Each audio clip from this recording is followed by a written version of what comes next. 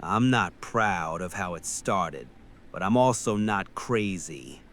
Mark had been slipping for months. That was the story in my head, and every piece of evidence lined up if you squinted just right. He was always out with the guys, bowling league, darts, some dive bar I'd never heard of. Always coming home smelling like beer and fried food. Always just a little too cheerful, like someone who'd just gotten away with something. I'd lie in bed staring at the ceiling, listening for his car. 1:10 a.m., 1:47 a.m., 2:30 a.m. And when he finally stumbled in, he'd kiss my forehead like I was a child and pass out. No explanation, no apology, just this casual indifference that made me feel invisible. So yeah, I started checking. At first, it was harmless. I'd open his location. I'd drive past the bowling alley. Then I started parking down the street, just watching, just confirming what I already knew. One Thursday night, he told me he was going to Murphy's bar with his coworkers. I waited 10 minutes after he left, grabbed my keys, and followed him like some low-rent detective in a bad movie. Murphy's was glowing in the dark, neon beer signs flickering like they were winking at me. I parked across the street, engine off, heart hammering. I could see through the front windows, and there he was, Mark, my husband, laughing, sitting at the bar. Then a girl slid onto the stool next to him. She was young, long hair, tight black top, the kind of woman who doesn't look like she worries about mortgage payments. I felt my stomach drop. At first, they just talked, but then Mark leaned closer. He smiled that stupid, crooked smile I used to love. He said something that made her laugh, really laugh, the kind of laugh that says, "I'm enjoying you." And then he touched her arm. I swear to God he did it on purpose. He turned just enough that I knew he could see my car in the reflection of the window. The streetlight hit my windshield. He knew. I felt it in my bones. And suddenly, he turned it up. He leaned in too close. He threw his head back when he laughed. He put a hand on her knee like he was some drunk frat boy. I was shaking so hard I had to grab the steering wheel. I wanted to run in there. I wanted to scream. I wanted to drag him out by his collar. I stayed frozen, watching my marriage die in a bar window. When he finally came home, it was almost 3. He was swaying, keys clattering to the floor. The smell of whiskey filled the hallway. I was waiting in the living room. "Don't even try to lie," I said. He blinked at me. "What?" "I saw you at Murphy's with that girl. You think I'm stupid?" He frowned like I just accused him of being an alien. "What girl?" "Don't do that, Mark. You were all over her, touching her, laughing, flirting." He started laughing, actually laughing, like it was the funniest thing he'd ever heard. "Oh my God," he said. "You followed me again, didn't you? So you admit it." "I admit you're a psycho," he said, tossing his jacket on the couch. "Jesus, Sarah, you parked outside a bar to spy on me? You were cheating on me right in front of my face." "I was drinking a beer," he snapped. "You saw what you wanted to see. I watched you hit on her." He smirked. "Or maybe you just saw a man talking to a woman and your little jealousy brain filled in the rest." That's what he always did. Twist it, make me feel insane. "You're gaslighting me," I said, my voice cracking. "You're stalking me," he shot back. "Big difference." I was crying now, angry, ugly tears. Why do you hate me so much?" He shrugged. "I don't hate you. I just think it's hilarious that you're this obsessed."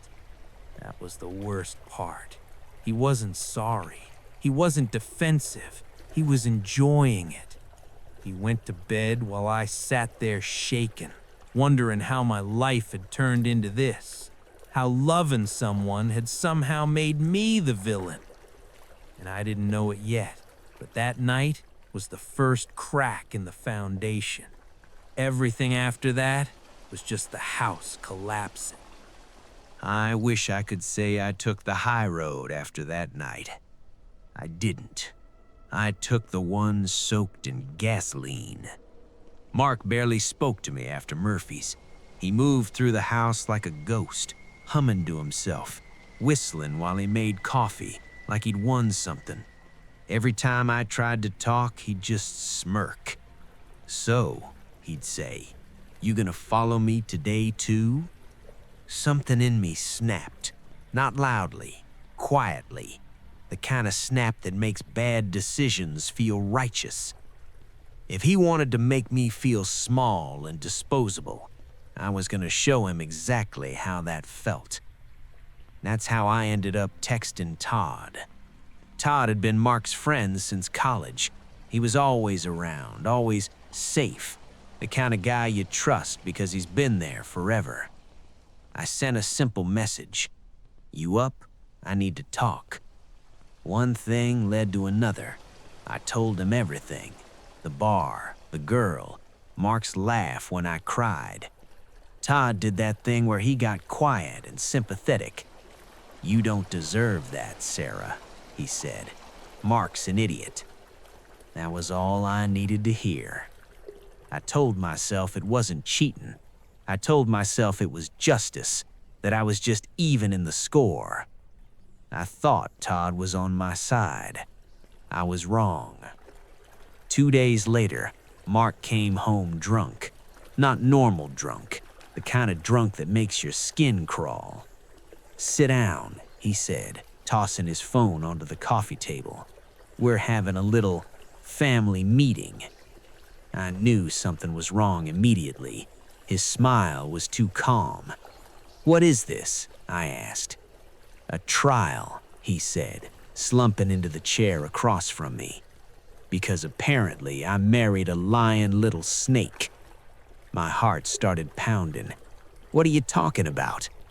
He picked up his phone and hit play. Todd's voice filled the room. My voice followed it. Laughing, flirting, saying things I can't unsay, talking about Mark like he was nothing. Then a sound that made my stomach drop out of my body. I stared at the phone. "You recorded me?" "Oh, don't look so shocked," Mark said. "Your boyfriend here wanted to make sure I saw the real you." "Todd promised." Mark burst out laughing. "You believed him? Jesus, Sarah, you really are dumb." I was shaking. "You set me up." "No," he said, leaning forward. "You set yourself up. I just got a front row seat." He played more. Screenshots of my texts, my jokes, my anger, my desperation frozen in glowing bubbles on his screen. "Look at you," he said. "All this time you were accusing me of cheating, and you were the one spreading your legs for my best friend." "I was hurting," I screamed. "You made me feel crazy." "Oh, here we go," he sneered. "The victim act. Classic." He stood up, towering over me.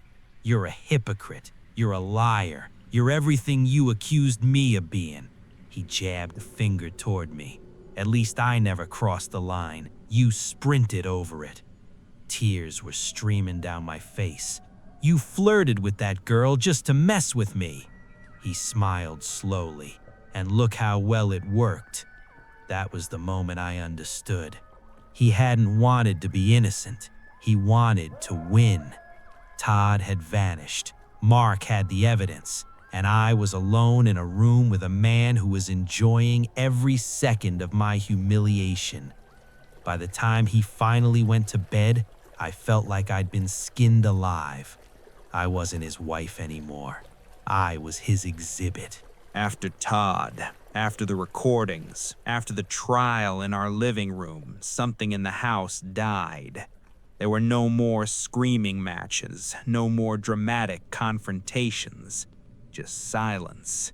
The thick, dusty kind that settles when everyone knows the story's over, but no one wants to say it out loud.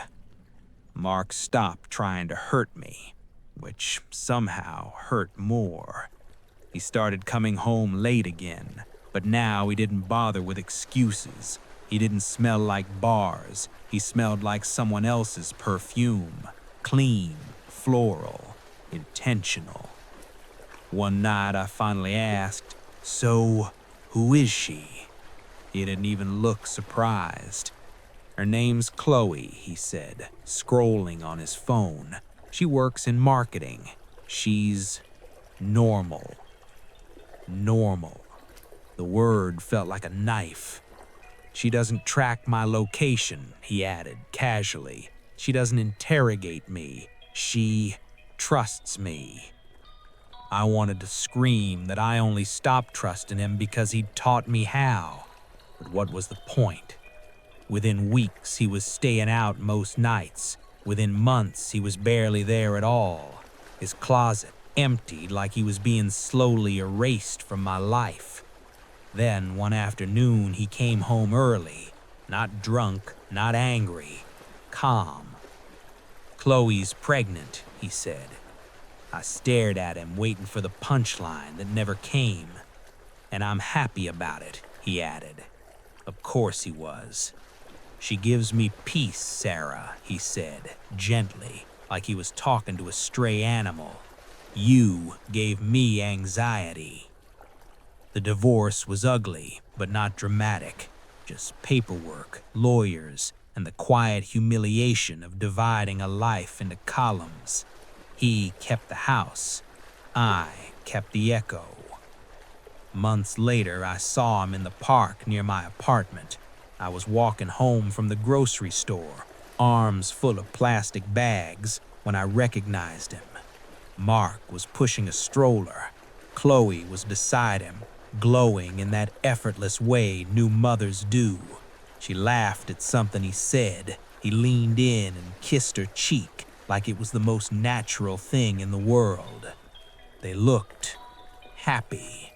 Not loud happy, not performative happy, just calm. I stood there like a ghost, watching a life that used to be mine continue without me. That's when it finally hit. I had been right. He did end up with another woman. He did start a new family. He did leave me behind. But not because he was always cheating, because I never stopped accusing him until the accusation became an invitation. I'd gone hunting for betrayal so obsessively that eventually there was nowhere left for him to stand except inside it. Mark didn't destroy me. We did. Piece by piece. Suspicion, cruelty, revenge, silence. I thought my jealousy was protecting me. All it really did was teach him how to live without me. And now I get to carry the certainty I wanted so badly, the proof I begged for, like a scar that never fades. I was so afraid of losing him, I turned it into a prophecy. And then I made sure it came true.